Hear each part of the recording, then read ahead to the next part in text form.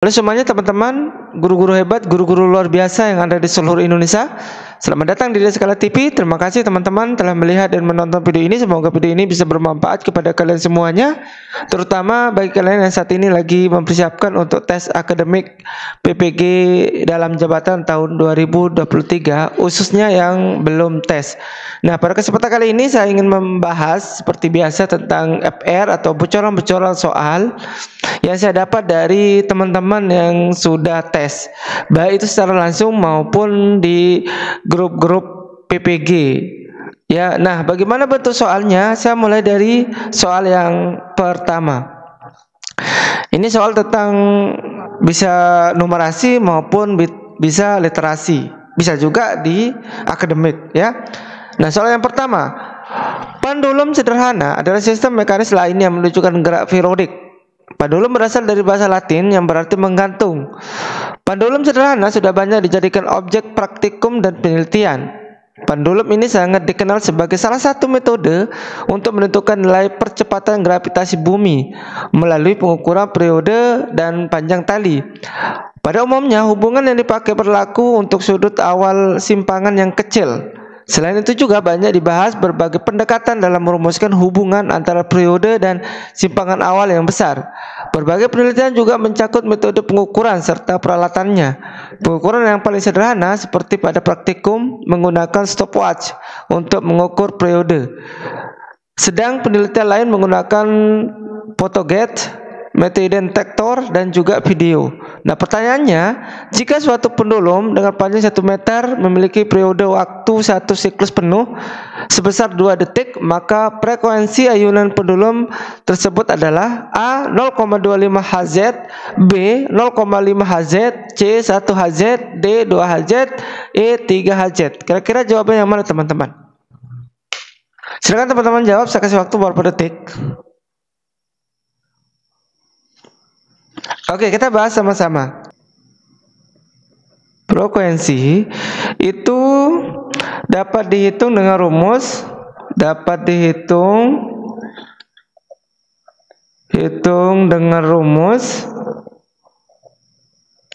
dengan rumus V sama dengan 1 per T.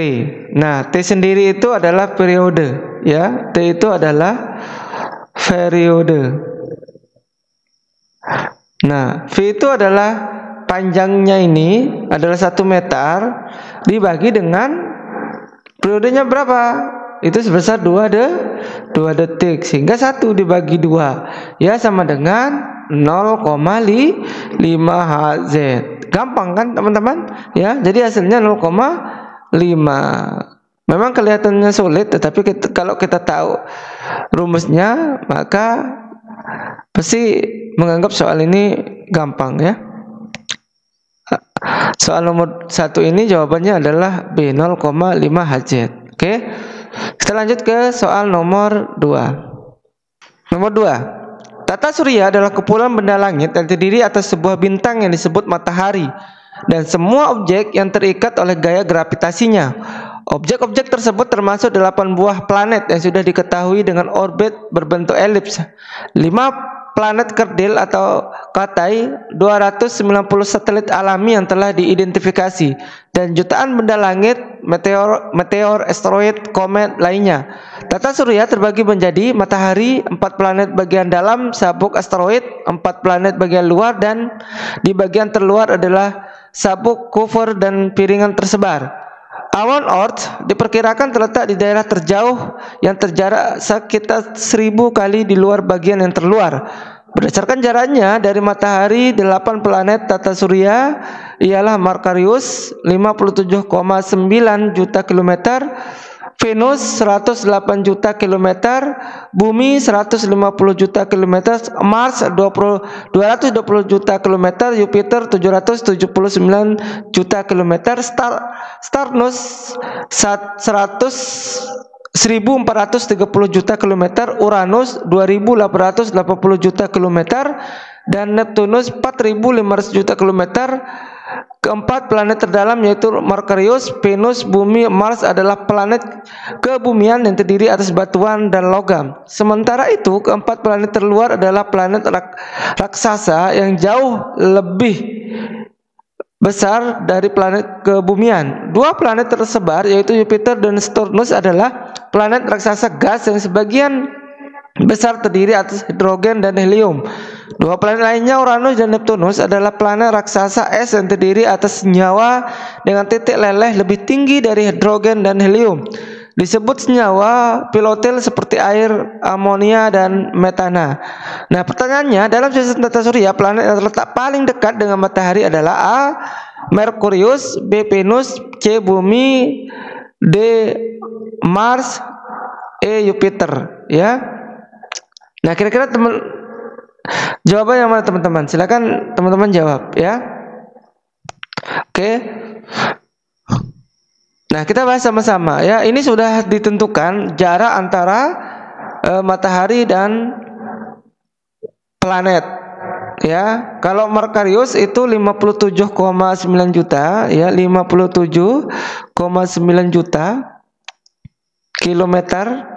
Kemudian yang Venus ini adalah 108 juta 8 juta kilometer. Kemudian Bumi itu 149 ya, 149 juta. Nah, kemudian Mars itu 228 juta ya. Nah, sehingga yang paling sedikit atau yang paling dekat itu adalah dengan matahari yaitu planet Merkurius. Jadi jawabannya adalah yang A. Bisa dipahami teman-teman? Kita lanjut ke soal selanjutnya. Oke, soal nomor 3 ini membaca grafik ya. Harga gabah pada musim tanam atau MT ketika padi tinggi membuat petani senang. Gabah kering panen sekarang dijual dengan harga 7.700 per kilogram. Sedangkan beras C4 super langsung dari petani dijual 9.000 per kilogram. Tingginya harga disebabkan karena melimpahnya hasil panen dan banyaknya permintaan baik dalam bentuk gabah dan beras. Petani Kelurahan Sukoharjo, Kecamatan Sukoharjo, Agus Suyadi mengatakan kondisi sekarang membuat petani senang. Di satu sisi stok air melimpah karena musim hujan panjang membuat kebutuhan selama tanam padi terpenuhi. Hujan masih turun hingga akhir Agustus lalu. Sedangkan di sisi lain petani terus meningkat hasil pertanian dengan menanam padi hingga MT ketiga. Hasil panen padi yang melimpah diimbangi dengan tingginya harga gabah. Hal ini sudah terjadi sejak 2 tahun lalu di mana harga gabah tetap tinggi sampai sekarang. Nah, perhatikan gambar grafik hasil panen di bawah ini. Pertanyaannya, berikut ini yang benar dari grafik di atas adalah A. Hasil panen tahun 2019 lebih banyak dari tahun 2020. B. Hasil panen 2020 lebih sedikit dari tahun 2018. Hasil panen tahun 2019 lebih banyak dari tahun 2022. D. Hasil panen tahun 2021 lebih banyak dari tahun 2022. Hasil panen yang E, hasil panen tiap tahun terus meningkat ya secara konstan. Terus meningkat dari tahun 2018 sampai tahun 2022. Nah, silakan teman-teman jawab. Saya kasih waktu beberapa detik.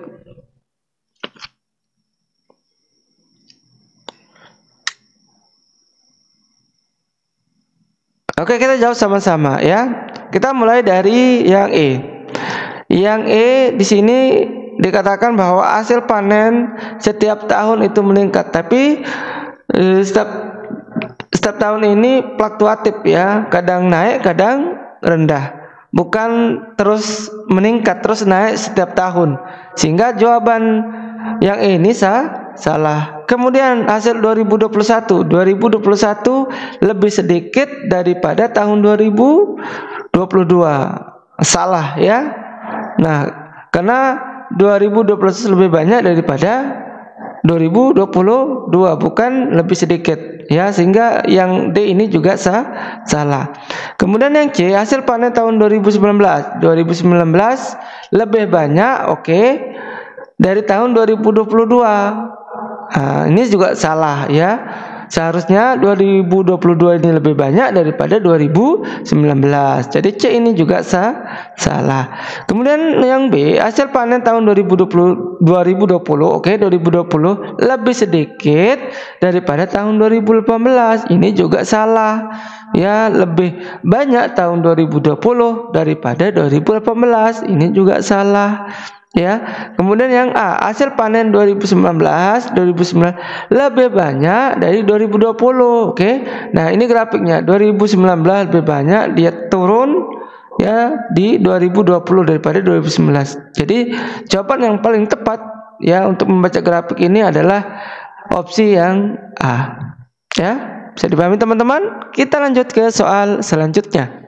4. Ketika kulit manusia adalah lapisan luar dari tubuh pada manusia, itu adalah organ terbesar dari sistem tubuh menutupi. Kulit memiliki beberapa lapisan jaringan ektodermal dan menjaga otot, tulang, ligamen, dan organ internal yang ada di bawahnya. Kulit manusia sama dengan mamalia lainnya, kecuali bahwa itu tidak dilindungi oleh suatu bulu. Meskipun hampir semua kulit manusia ditutupi dengan folikel rambut, tampak tak berbulu. Ada dua jenis umum dari kulit berbulu dan tidak berbulu.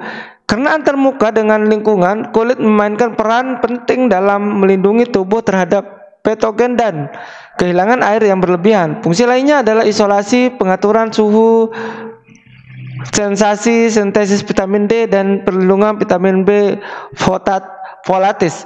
Kulit yang rusak parah akan mencoba untuk menyembuhkan dengan membentuk jaringan perut. Ini menyebabkan kulit sering berubah warna dan depigmentasi pada manusia. Pigmentasi kulit bervariasi antar populasi dan jenis kulit, dapat berkisar dari kering ke berminyak. Variasi kulit seperti menyediakan habitat yang kaya dan beragam untuk beberapa bakteri yang kira-kira 1000 spesies dari 19 folium. Pertanyaannya, berikut yang merupakan fungsi bagian kulit atau epidermis adalah: A. Sebagai lapisan terluar yang menjadi benteng pertama tubuh terhadap paparan dari lingkungan sekitar termasuk sinar UV dari matahari. B. Menyumbang 90% ketebalan kulit dan terdiri dari elastin yang memberikan kenyalan pada kulit dan kolagen untuk mengencangkan kulit. C. Melindungi organ yang lebih dalam, melindungi tubuh dari perubahan suhu dingin maupun panas dan sebagai tempat penyimpanan lemak serta cadangan energi. D. Sensori untuk menerima dan mengantarkan signal sentuhan seperti sentuhan dari suhu dari dan ke sistem saraf. E. Memberikan kekhasan pada tiap individu dengan tekstur, jenis, dan warna kulit yang berbeda-beda pada tiap orang. Nah, kira-kira jawaban yang mana teman-teman? Antara opsi A, B, C, D, dan E. Ya, silakan teman-teman jawab. Saya kasih waktu berapa detik.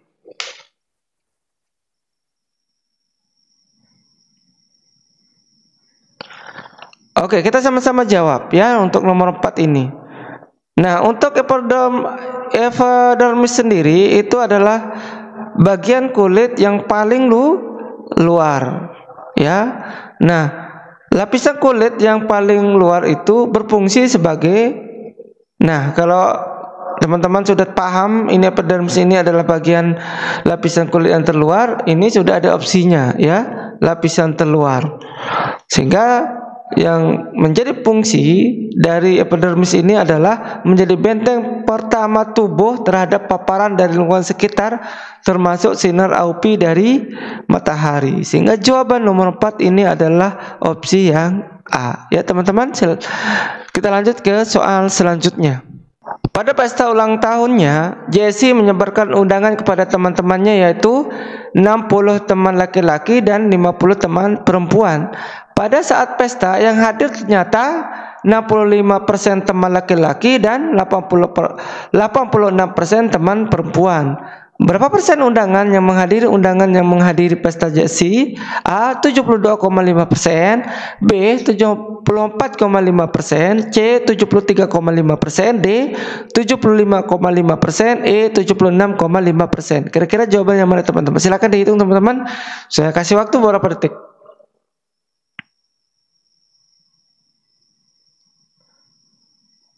Oke, kita jawab sama-sama ya.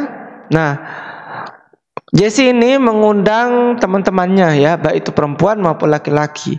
Nah, jumlah yang diundang itu adalah 60 laki-laki, kemudian 50 perempuan. Namun dari 60 ini hanya 65% yang hadir. Ya. Kemudian yang 50 ini hanya 86% yang hadir. Sehingga kira-kira berapa yang hadir? Berapa orang yang hadir dari 60 sama 50 ini? Nah, cara menghitungnya itu adalah yang laki-laki itu 65%, ya. 65 per 100 dikali dengan 60 jumlah temannya yang diundang. Nah, kita hapus. Oke, 65 kali 6 dibagi 10 itu sama dengan 39 orang, ya. Kemudian yang perempuan, berapa persen yang hadir? Hanya 86% atau 86 per 100 dikali jumlah temannya yang diundang dikali 50 sama dengan 49 orang. Nah, berapa jumlah semuanya yang hadir? Itu berjumlah 82 orang, baik itu perempuan maupun yang laki. Nah, sekarang berapa persen undangan yang menghadiri pesta Jesse? Maka 82 dibagi dengan 60 ditambah 50 jumlah undangan, ya, sama dengan 82 dibagi dengan 60 tambah 50 itu sama dengan 110 dikali dengan 100% sama dengan 74,5%. Nah, ini jawabannya ya. Artinya yang menghadiri pesta Jesse itu hanya 74,5%, baik itu laki-laki maupun perempuan, ya. Nah, semoga teman-teman ini paham. Ini adalah soal terakhir, ya. Kita ketemu lagi ke video selanjutnya. Terima kasih sekali lagi teman-teman. Semoga nanti pada saat ujian akademik pretest PPG dalam jabatan, teman-teman tidak mengalami kesulitan dan lulus PPG dalam jabatan, ya. Saya akhiri. Wassalamualaikum warahmatullahi wabarakatuh.